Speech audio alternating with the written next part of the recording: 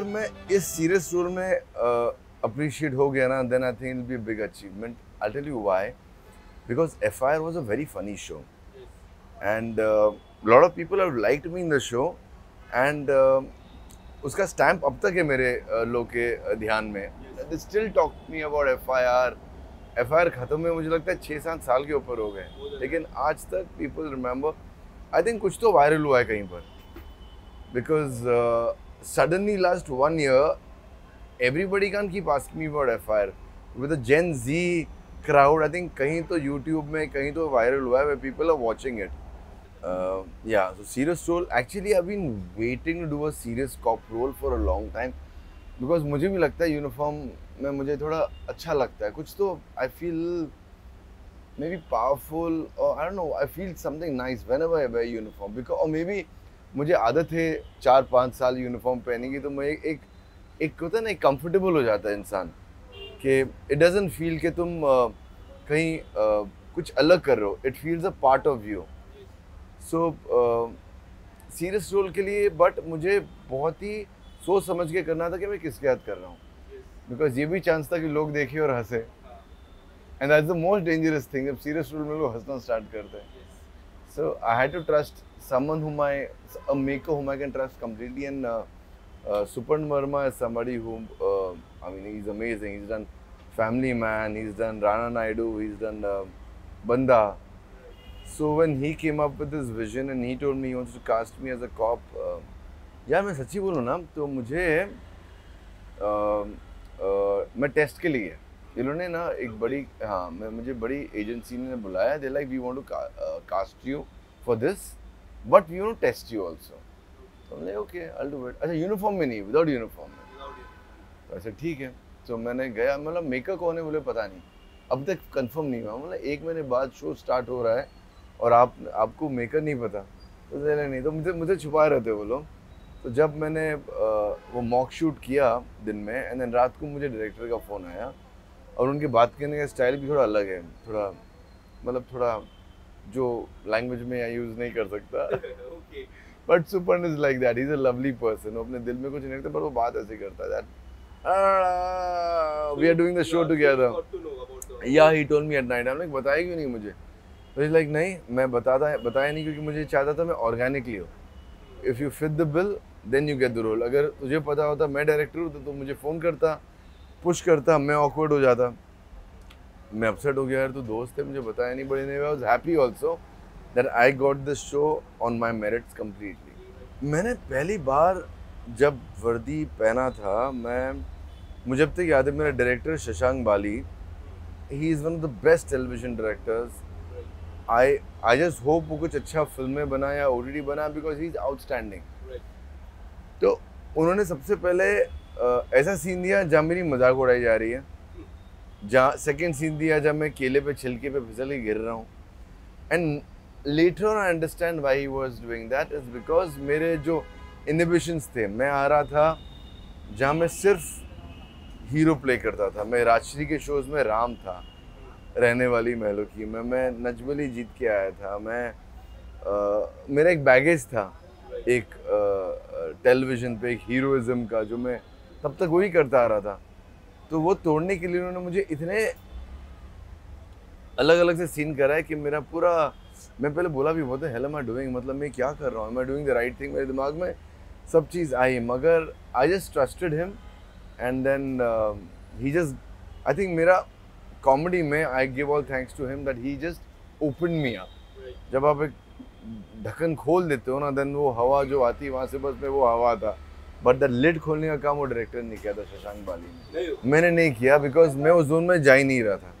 मैं प्रदीप शिंदे प्ले कर रहा हूँ, जो कि एक बहुत ही सीरियस पुलिस ऑफिसर है.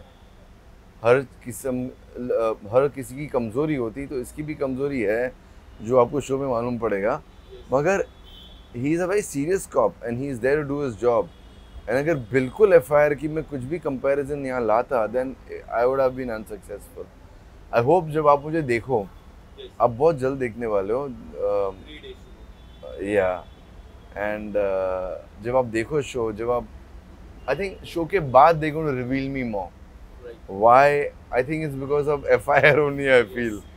Once they see me in a certain role, then they'll understand कि मेरे साथ मुझे क्यों बाद में रखा गया, because we don't want laughs for this guy.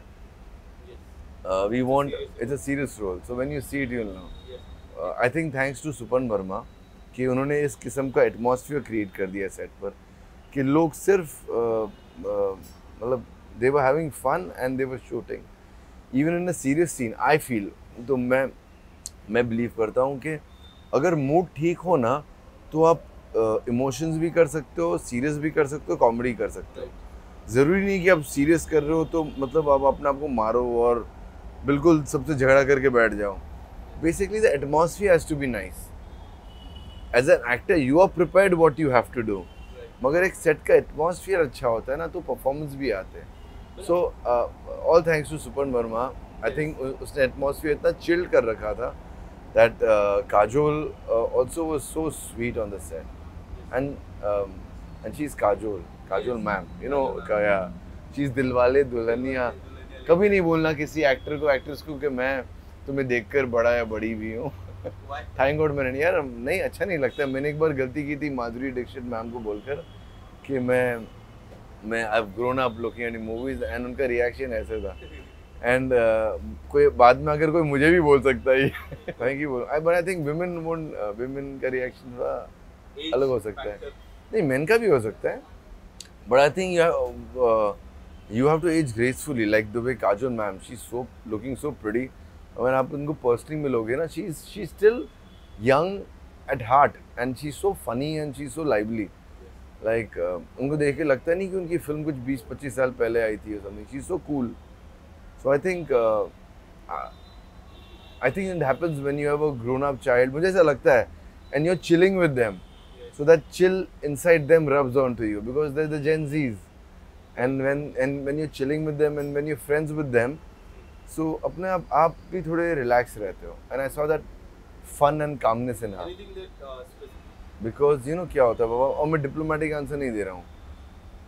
मैं बोल सकता था सीरियस क्योंकि मेरा शो रिलीज हो रहा है, राइट, वेरी कन्वीनियंटली, लेकिन नहीं, मैंने कॉमेडी करके इतना सीखा है ना. I think it improve me as an actor.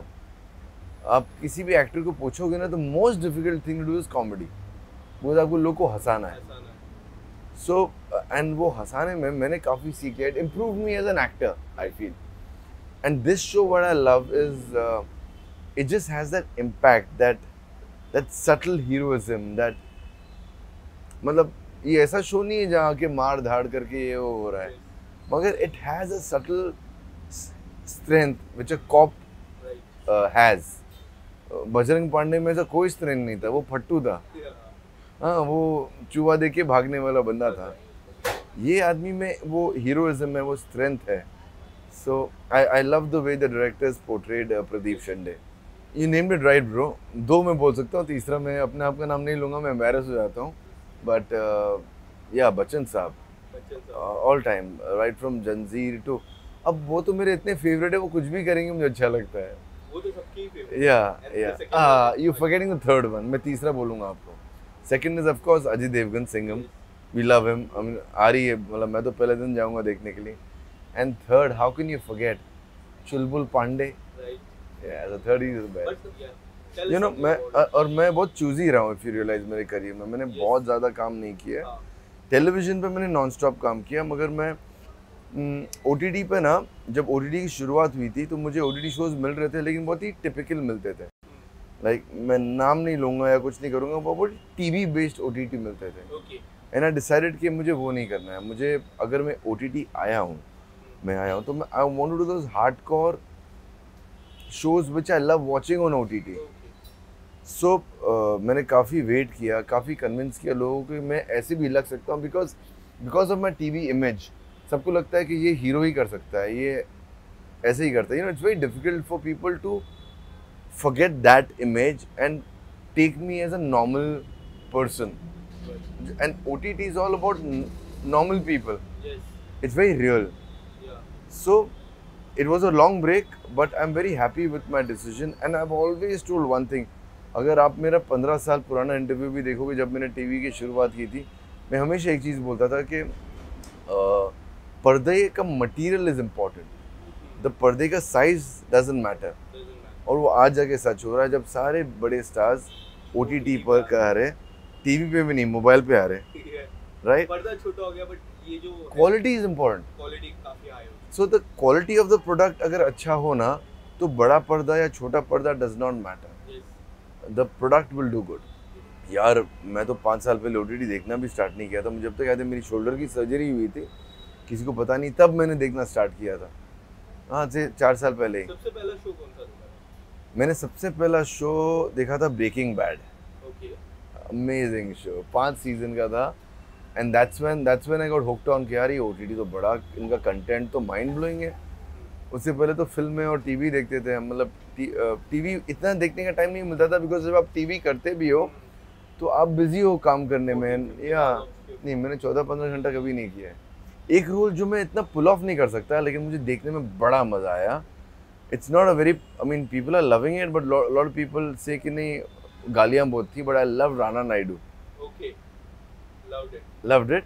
Loved एक अलग टेक था, मतलब it's not a very convenient show, कोई बोलेगा नहीं यार वो देखो, लेकिन देखे सबने, देखा.